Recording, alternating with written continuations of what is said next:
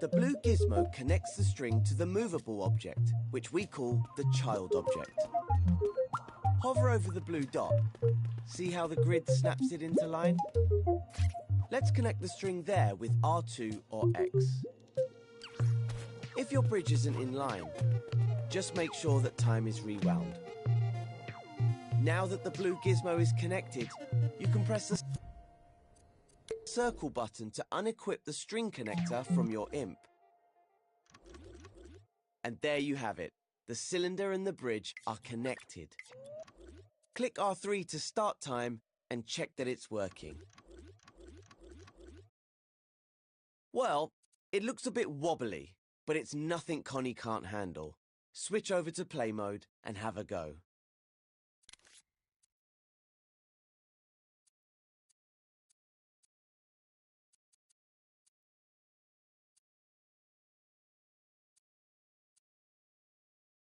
When you can get Connie across the bridge to the second platform, return to edit mode and rewind time with L3.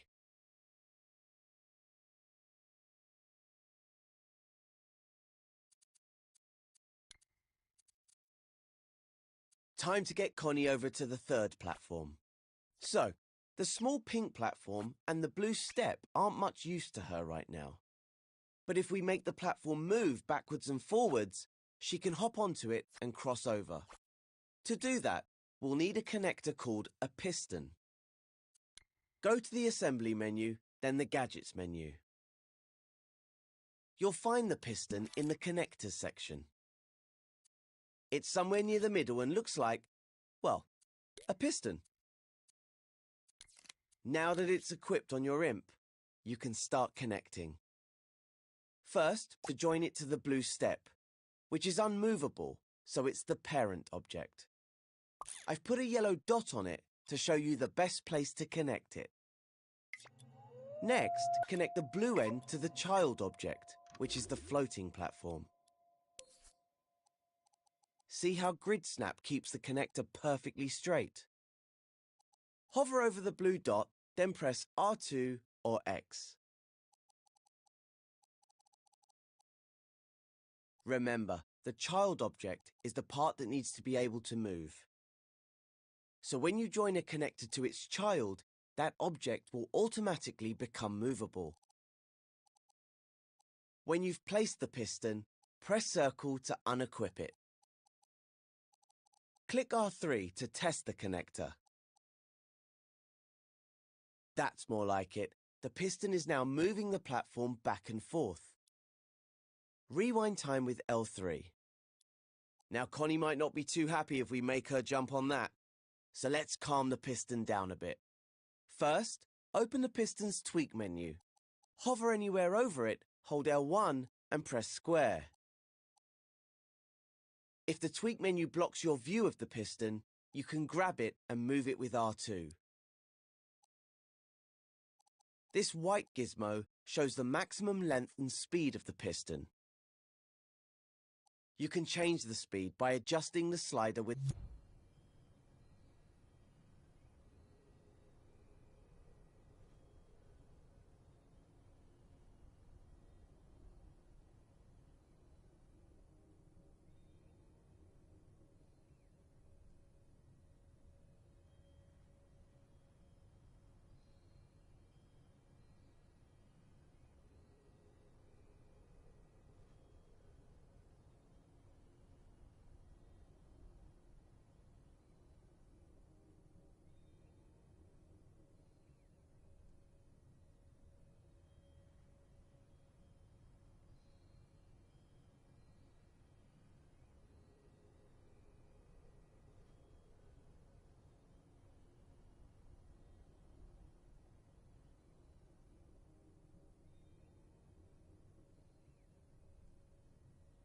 the clock icon. That's the cycles per minute. Grab the slider by holding X over it with your imp and reduce the value. The further to the left you move, the faster the number will change. It doesn't need to be exact. Somewhere around 15 should do it. But if you want to get a more precise number, You can adjust the slider with the up and down directional buttons instead. Notice how it's slowed down now. Click R3 to see it moving the platform. When you're happy with the speed, close the tweak menu with the close button or use L1 and circle. Then rewind time with L3.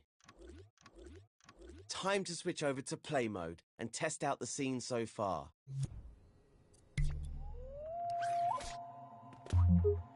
Make sure the platform isn't moving too fast for Connie to jump on. You can always go back to edit mode and tweak the piston until you're happy with it. Once Connie has made it all the way across, rewind time in edit mode and move on to the next step.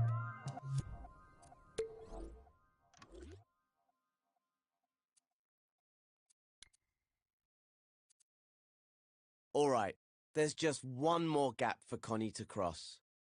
We have a plank and a step to attach it to. For the plank to drop down, we'll need it to pivot like a hinge, which means we'll need to use a bolt connector this time. Go into the connectors section in the assembly menu. Select the icon with the nut on it. That's the bolt connector. Now you can connect it just like you did with the string and the piston. And because I'm so nice, I've placed some yellow and blue dots and a sneaky new purple one so that you can see where to make the connections. They're quite close together this time, so move in closer for a good view. Remember, you can use the grab cam on the R1 button to zoom in close. As always, connect the parent object first, the yellow dot. Then you can connect the child object, the blue dot. The grid snap will keep the bolt in a straight line so you don't have to worry about it. Once it's all connected, you can unequip the bolt connector using the circle button. You've probably noticed that they're halfway along the bolt. That's the pivot which the bolt rotates around. Click R3 to see how it all works. Well, that's not right. It looks like we'll need to reposition the pivot to get the plank moving correctly. Click L3 to rewind time and reset the plank. Now go ahead and grab the purple gizmo with R2. Move it so it's by the purple dot. While you're grabbing the pivot gizmo with R2, press triangle to align it to the grid.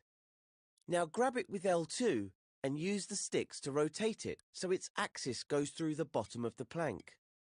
The grid snap guide will help you line it up exactly.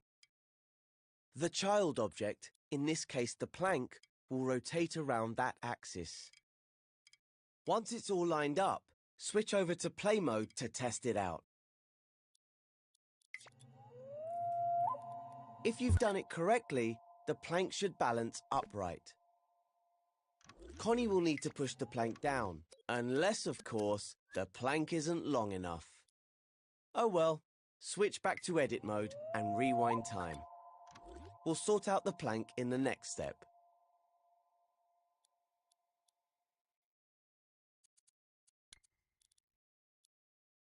To make sure Connie can reach the last platform, we could always make the plank longer, but that's a completely different tutorial. Instead, let's try restricting the bolt's movement. We can do that by giving it an angle limit. First, you'll need to bring up the bolt's tweak menu. So hover over any part of the bolt, hold L1 and press square. You should see the Use Limits button about halfway down. Select it with X. And look at that. 3 handles have appeared. 2 pale yellow ones and a longer pale blue one. The yellow ones set the range of movement, which is represented by the transparent arc between them. We need to move one of these yellow handles so it's just a little bit left of vertical. It should look like an 11 o'clock position. Now move the other yellow handle to a 3 o'clock position. If your handle doesn't line up exactly, just press triangle while you're grabbing it. This will realign the handle to the grid. The blue handle represents the position of the child object, so you need to line it up with the plank in the 12 o'clock position. Press triangle to realign the handle to the grid if necessary.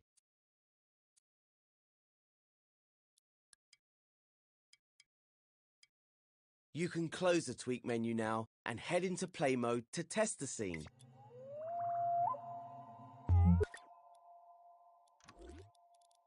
If everything's working correctly, Connie should be able to reach Cuthbert. And if you feel like experimenting, you can try out some other connector types. See what you can come up with. Then, when you're done editing the scene, go through the door in play mode to finish this tutorial.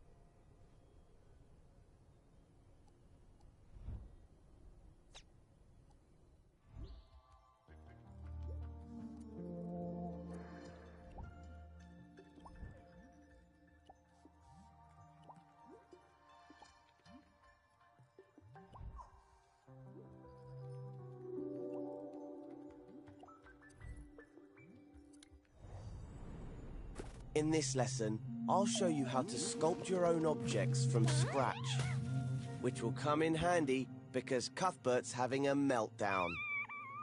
Again. Fortunately, we can use the tools in sculpt mode to help get Connie to Cuthbert and escort him. Go to the assembly menu. Press the square button to open it if it's closed, and select the modes menu with the X button. Select Sculpt Mode with X. Its icon has some 3D shapes on it. Every time you enter Sculpt Mode from the Modes menu, a new sculpture will be created. You'll also notice that when you're in Sculpt Mode, everything outside the sculpture will be blurred and greyed out. This is to help you focus on what you're creating. You can adjust visual feedback in your preferences, which you can find in the Options menu. When you first enter Sculpt Mode, the Shapes menu will open automatically and the Smear Shape tool will be equipped to your imp. Try smearing a shape now by holding R2 and moving your imp around. It's great for making organic forms. Now that's out of your system, undo all of it by using the left directional button. By using this tool, we'll help Connie get across the first gap. Move your view a bit closer to the action, looking side on at the space between the platforms. Make sure you can see the platforms and that your imp can reach them. We want to build an organic structure for Connie to walk on, so let's pick an appropriate shape. Select one from the Shapes menu, and you'll see it on the end of your imp. Use the up and down directional buttons to scale it to an appropriate size. While you have a shape on your imp, you can use the grab cam to zoom in and out. Just hold R1 and use the left stick. Now position your imp next to the platform on one side of the gap. Then hold down R2 and use the motion sensor function or the left stick to smear your shape in the gap so that Connie can walk on it. If you want to have another go at it, just undo using the left directional button. Feel free to press and let go of R2 as many times as you want. Each press will create a new edit within your sculpture. Bear in mind that all the edits you make are part of a single sculpture, even if they aren't connected. This means that in assembly mode, they'll behave like a single object. Why not try out different shapes to see what works best? Try holding L2 as you sculpt and use the left and right sticks to rotate the shape.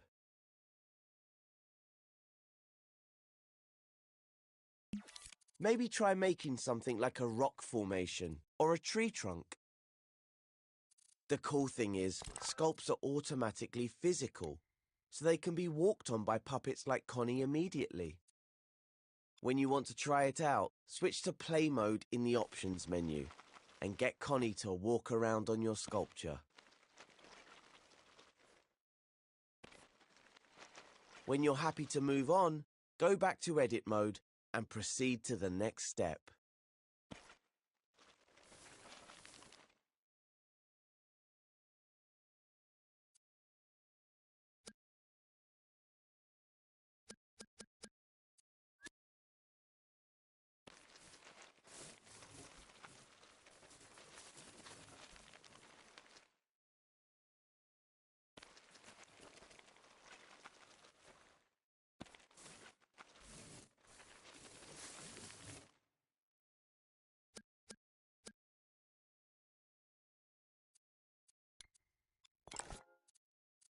What happens when we want to edit an existing sculpture rather than start a new one? Let's investigate. When we went into play mode, we were taken out of sculpt mode. When you're in assembly mode, scope back into your sculpture. Hover over it with your imp, hold L1 and press X. It's just like scoping into a group. Have a go at it now. Now we're here, let's try editing the shapes you've already made. To move or rotate shapes, unequip the Smear Shape tool by pressing circle. This automatically equips the Move tool. You might notice most of the movement controls in Sculpt mode are the same as in Assembly mode. Grab and move shapes with R2. Rotate them using L2 and the sticks or the touchpad. You can hold L1 and move with R2 to clone your shapes or scale them with the up and down buttons. You can even repeat clone. But unlike Assembly mode, you can't select things with X in Sculpt mode. Now try moving, rotating, and scaling your individual shapes.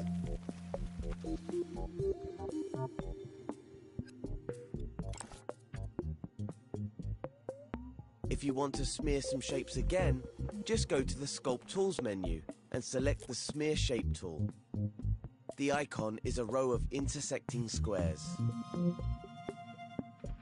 Now you can play around at sculpting with different shapes. Don't forget that you can undo and redo at any time.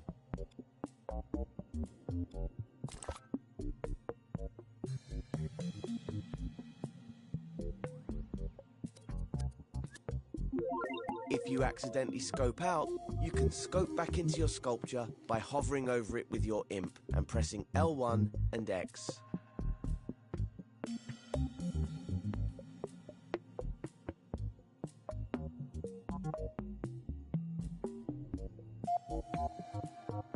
In the next step, I'll show you how to color your sculpture.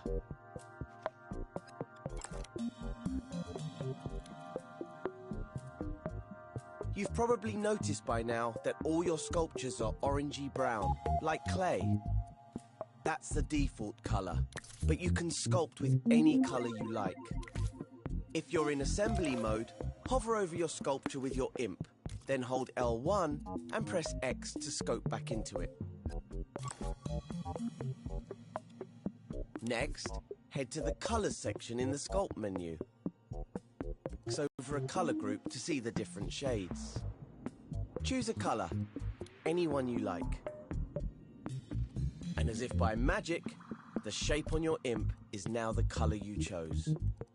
Any new shapes you make will be that color, but the old shapes are still brown. Luckily, we can also color shapes after we've created them using the Spray Paint tool.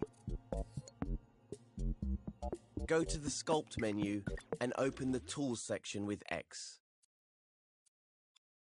Then select the Spray Paint tool, which has a spray can icon. Now your imp will have an outline of the current shape on its tip. Intersect the shape with your sculpture and you'll see the spray paint color appear on it. Hold R2 to apply the spray paint to the shapes. You can try out different colors and shapes to completely change the look of your sculpture. If you want to make it easier to keep your imp on the surface of the sculpture, you can use the Surface Snap guide. You can find Surface Snap in the Sculpt Guides menu. Select it with X to turn it on. There's a Guides menu in every mode, though not all guides are available everywhere. You can also change the finish of your sculpture using the Finishes menu. The Coat, Style and Effects tutorial has more on finishes if you're curious.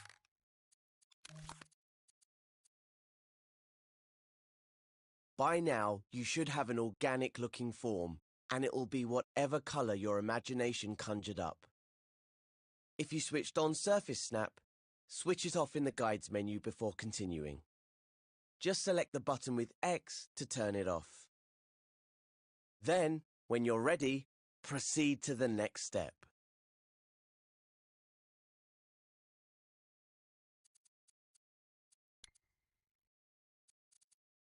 All these smeared shapes are creating one single sculpture, even if there's space between them.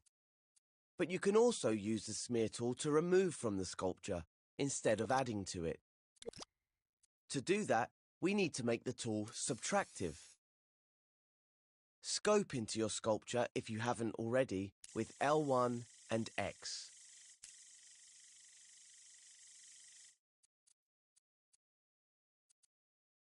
When the Smear Shape tool is equipped to your imp, you can press triangle to make it subtractive. You'll notice that your imp turns into an outline. The shape on your imp becomes an outline too. You can now use the Smear tool to cut into your sculpture. Try using different shapes to scope into your sculpture if you haven't already with L1 and X.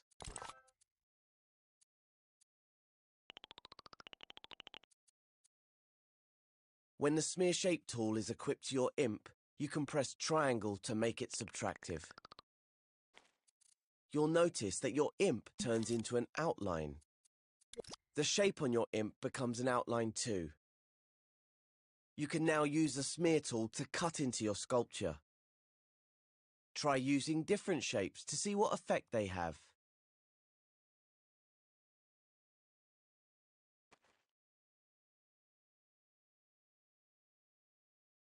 For a really cool effect, try subtracting with a different coloured shape on your imp. How good is that?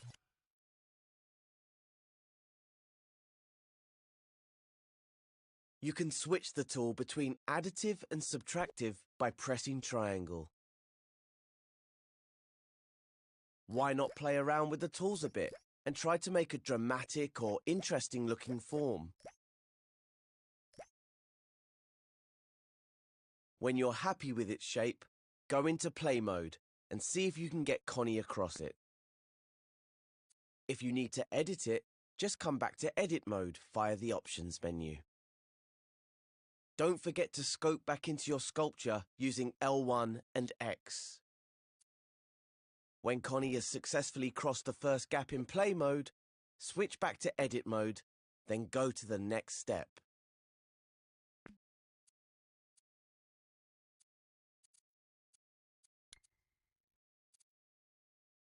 Smearing shapes can be a messy business. Sometimes you just want to create neat sculptures. Luckily, there are ways to do that. So go to the Assembly menu and select Sculpt in the Modes menu. This will create a new sculpture. Now let's practice sculpting an architectural structure over the second gap. To help us build a neater bridge, open the Guides section of the Sculpt menu. In Guides, switch on Grid Snap by pressing X over it. You'll see a number appear next to the button. That's how big the grid squares will be. You'll notice the white dotted grid in the scene. The spacing of the dots shows the tightness of the grid. They will change orientation depending on your point of view. We'll leave it on the default setting for now. You can experiment with it later. Now try making a colourful sculpture using the Smear and Move tools and the Colours menu. This'll just be a practice one, so don't spend too long on it. We'll delete it and make an even better one in a minute. You'll notice that it's much easier to keep your shapes neat and straight this time. That's because Grid Snap is active. It makes your tools and objects snap to the grid. It also helps you rotate precisely. Try it out using L2 or the touchpad. With Grid Snap on, objects rotate 45 degrees at a time. You can rotate the shape on the end of your imp before you stamp it, or use the Move tool to rotate shapes that are already placed.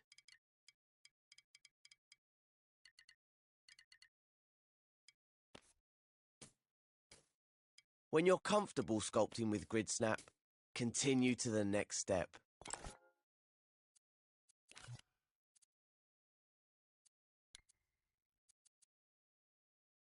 If we want to make a super neat bridge, there's another guide we can use. If you're still in sculpt mode, scope out of it with L1 and circle. Once you're in assembly mode, delete your sculpture with triangle. Go to the Modes menu. Click the Sculpt Mode button to start a new sculpture. Now we're in sculpt mode, the Guides menu will have different options. Open the Guides menu and switch on the Mirror Guide. Don't worry about the 2 additional options. Let's investigate them later. Also, check the grid snap is still turned on. Now select the smear tool in your chosen color and shape.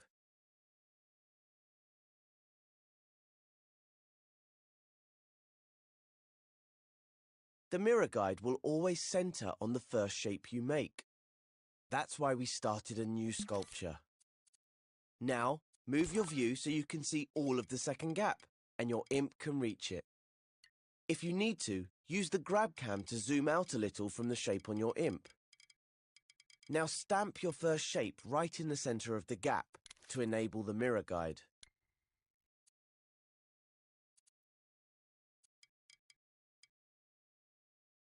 Then smear your shape from the center over to the edge of the gap where it meets the platform. You'll see that your sculpt is mirrored, so you only have to make half of the bridge, and it'll be nice and symmetrical, leaving you to focus on making it fabulous. Carry on sculpting and carving your bridge until you're happy.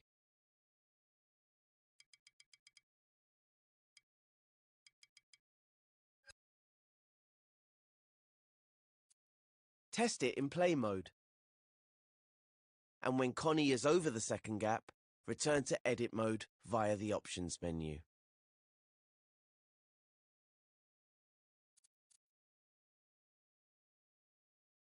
When you're back in edit mode, switch off the mirror guide. You can also switch off grid snap if you want, before moving on to the next step. Now we need to create a bridge across the last gap.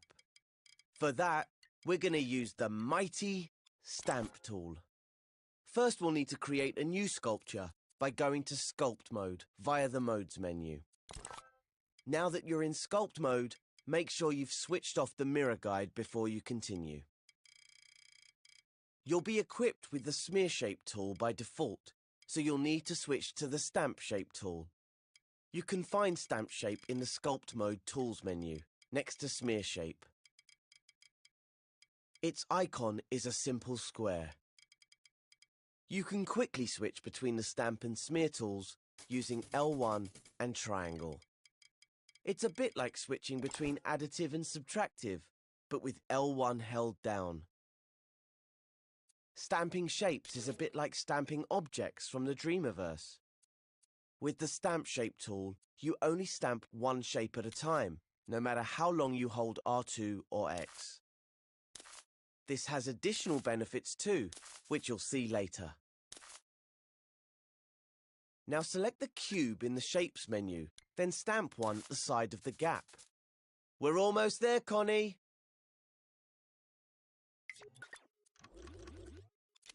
Open the Sculpt Tools menu again, and this time pick the Stretch tool. Its icon is a double-ended arrow.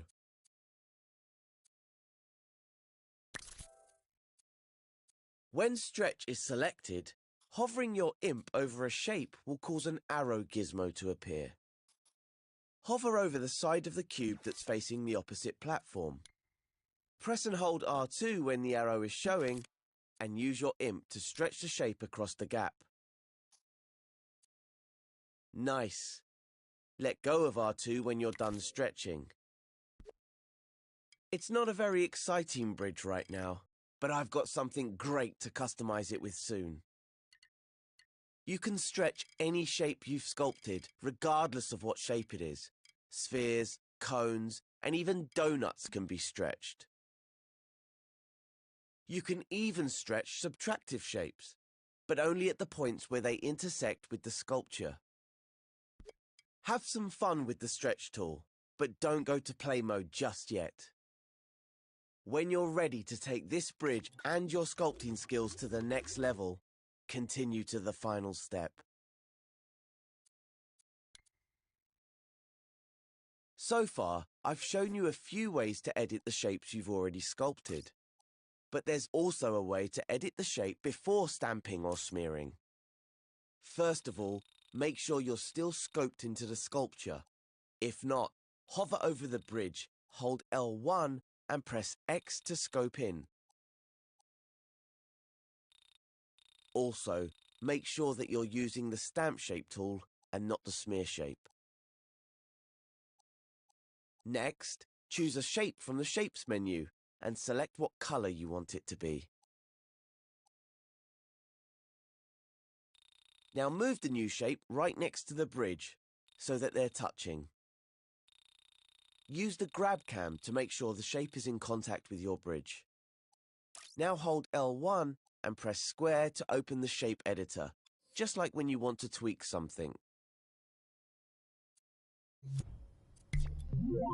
When you're in the shape editor, you can let go of L1 and the shape will be fixed in place while editing.